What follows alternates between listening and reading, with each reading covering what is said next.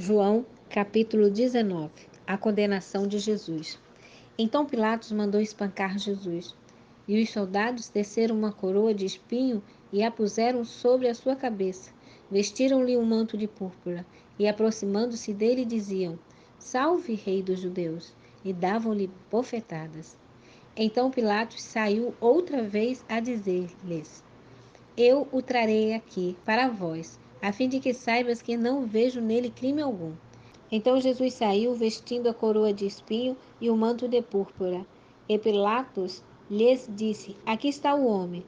Ao vê-lo, os principais sacerdotes e os guardas gritaram: Crucifica-o, crucifica-o. E Pilatos lhe disse: Levai-o e crucificai-o vós. Eu não vejo nele crime algum. Mas os judeus lhe responderam: Nós temos uma lei, e de acordo com essa lei ele deve morrer, pois declarou-se filho de Deus. Ouvindo isso, Pilatos ficou ainda mais atemorizado. E, entrando outra vez no palácio, perguntou a Jesus: De onde vens? Mas Jesus não lhe deu resposta alguma. Então Pilatos insistiu: Não me respondes? Não sabes que tenho autoridade tanto para te soltar como para te crucificar? Jesus lhe respondeu: Nenhuma autoridade terias sobre mim se do alto não te fosse dada. Por isso, aquele que me entregou a ti incorre em pecado maior. Daí em diante, Pilatos procurava soltá-lo, mas os judeus gritavam: Se soltares este homem, não és amigo de César. Todo aquele que se declara rei é contra César. Ouvindo essas palavras, Pilatos trouxe Jesus para fora e sentou-se no tribunal, no lugar chamado Pavimento de Pedra, que em hebraico se chama Gábata. Era o dia da preparação da Páscoa, por volta da hora sexta. E Pilatos disse aos judeus: Aqui está o vosso rei. Mas eles gritaram: Fora, fora, crucifica-o. E Pilatos lhes perguntou: Crucificarei o vosso rei? Os principais sacerdotes responderam: Não temos rei, a não ser César. Então Pilatos o entregou para ser crucificado. A crucificação. Levaram então Jesus e ele, carregando a própria cruz, saiu para o lugar chamado Caveira, que em hebraico se chama Gólgota. Ali o crucificaram, juntamente com outros 2 homens, um de cada lado dele. Pilatos ordenou também que se colocasse um letreiro sobre a cruz com esta inscrição: Jesus Nazareno, o Rei dos Judeus. Muitos judeus leram a inscrição porque o lugar onde Jesus foi crucificado ficava próximo da cidade. A inscrição estava em hebraico, latim e grego. Então os principais sacerdotes dos judeus pediram a Pilatos: Não escrevas o rei dos judeus, mas o que ele disse: Sou rei dos judeus. Pilatos respondeu: O que escrevi, escrevi. Tendo crucificado Jesus, os soldados pegaram as suas roupas e as repartiram em 4 partes, uma para cada soldado. Pegaram também a túnica, que não tinha costura, uma só peça do alto a baixo. Por isso disseram uns aos outros: Não a rasguemos, mas tiremos sorte, para ver de quem será, para que se cumpra a escritura que diz: Repartiram entre si as minhas roupas e tiraram sorte. E assim fizeram os soldados. Em pé junto à cruz de Jesus estavam sua mãe, a irmã de sua mãe, a mulher de Clopas, chamada Maria, e Maria Madalena. Vendo ali sua mãe e ao lado dela o discípulo a quem ele amava, Jesus disse à sua mãe: Mulher, aí está o teu filho. Então disse ao discípulo: Aí está a tua mãe. E a partir daquele momento o discípulo manteve-a sob seus cuidados.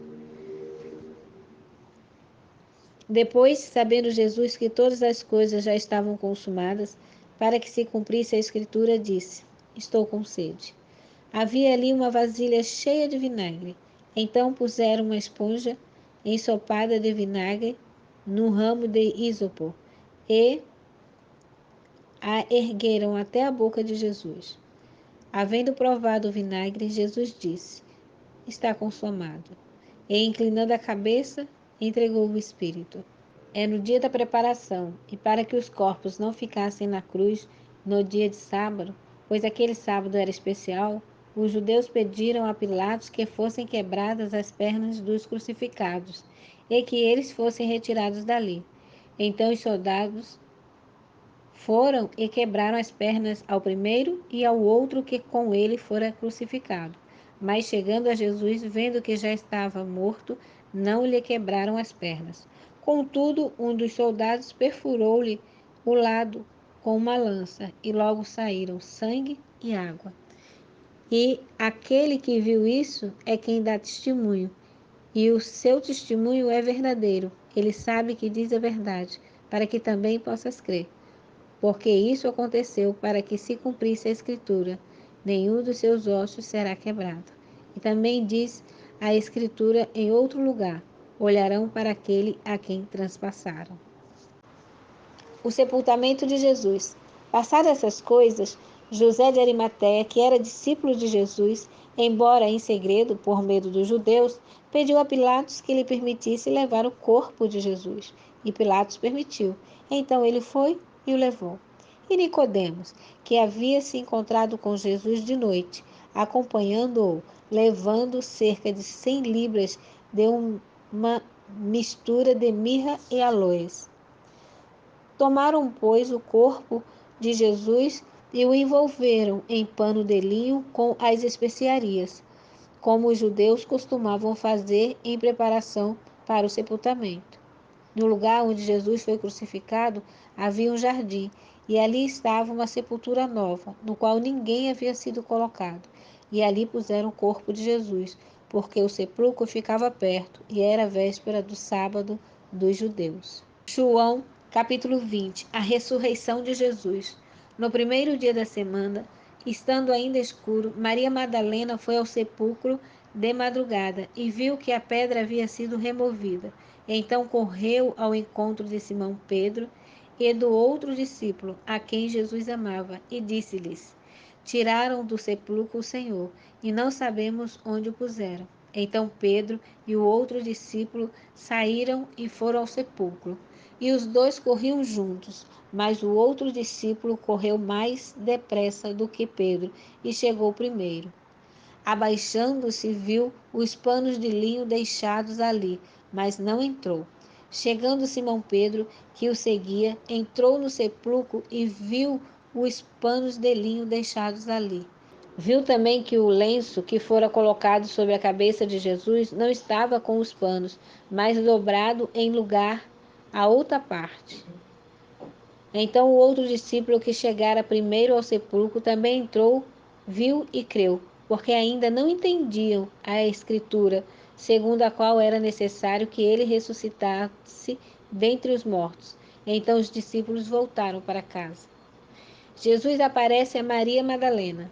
Maria, porém, ficou em pé, chorando diante do sepulcro. Enquanto chorava, abaixou-se para olhar para dentro e viu dois anjos vestidos de branco, sentados onde estivera o corpo de Jesus, um à cabeceira e outro aos pés. E eles lhe perguntaram: Mulher, por que choras? Ela respondeu: Porque levaram meu Senhor e não sei onde o puseram. Ao dizer isso, ela se virou para trás e viu Jesus em pé, mas não o reconheceu. Jesus lhe perguntou: Mulher, por que choras? A quem procuras? Pensando ela que fosse o jardineiro, respondeu: Senhor, se tu o levaste, diz-me onde o puseste, e eu o levarei.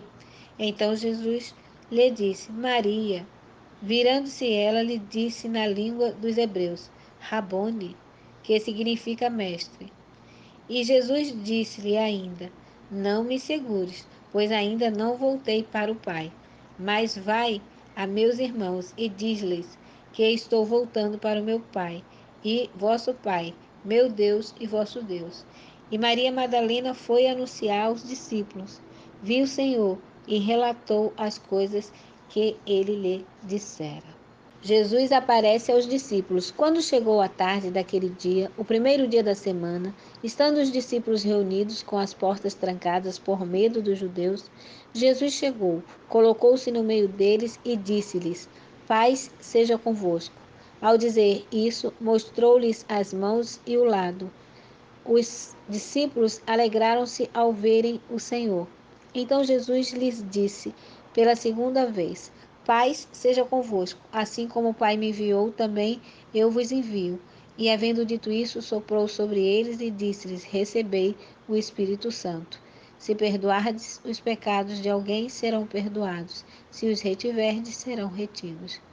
A incredulidade de Tomé. Tomé, chamado Dídimo, um dos 12, não estava com eles quando Jesus apareceu. Então os outros discípulos lhe disseram: Vimos o Senhor. Ele, porém, lhes respondeu: Se eu não vir o sinal dos pregos nas mãos e não puser o meu dedo no seu lado, de maneira nenhuma crerei. 8 dias depois, os discípulos estavam outra vez ali reunidos, e Tomé estava entre eles. Estando as portas trancadas, Jesus chegou, colocou-se no meio deles e disse: Paz seja convosco. Depois disse a Tomé: Coloca aqui o teu dedo e vê as minhas mãos. Estende a tua mão e coloca no meu lado. Não sejas incrédulo, mas crente. Tomé lhe respondeu: Senhor meu e Deus meu. E Jesus lhe disse: Porque me viste e creste? Bem-aventurados os que não viram e creram. Jesus, na verdade, realizou na presença de seus discípulos ainda muitos outros sinais de que não estão registrados neste livro. Estes, porém, foram registrados para que possais crer que Jesus é o Cristo, o Filho de Deus, e para que, crendo, tenhas vida em seu nome. João capítulo 21. A pesca maravilhosa no mar de Tiberíades. Depois disso, Jesus apareceu outra vez aos discípulos, junto ao mar de Tiberíades, do seguinte modo: estavam juntos Simão Pedro, Tomé, chamado Dídimo, Natanael, de Caná da Galileia, os filhos de Zebedeu e outros 2 dos seus discípulos. E Simão Pedro lhes disse: Vou pescar. Eles responderam: Nós também vamos contigo. Então entraram no barco, mas naquela noite não apanharam nada. Mas logo ao amanhecer, Jesus estava na praia. Todavia os discípulos não sabiam que era ele. Disse-lhes então Jesus: Filhos, não tendes nada para comer? Eles lhe responderam: Não.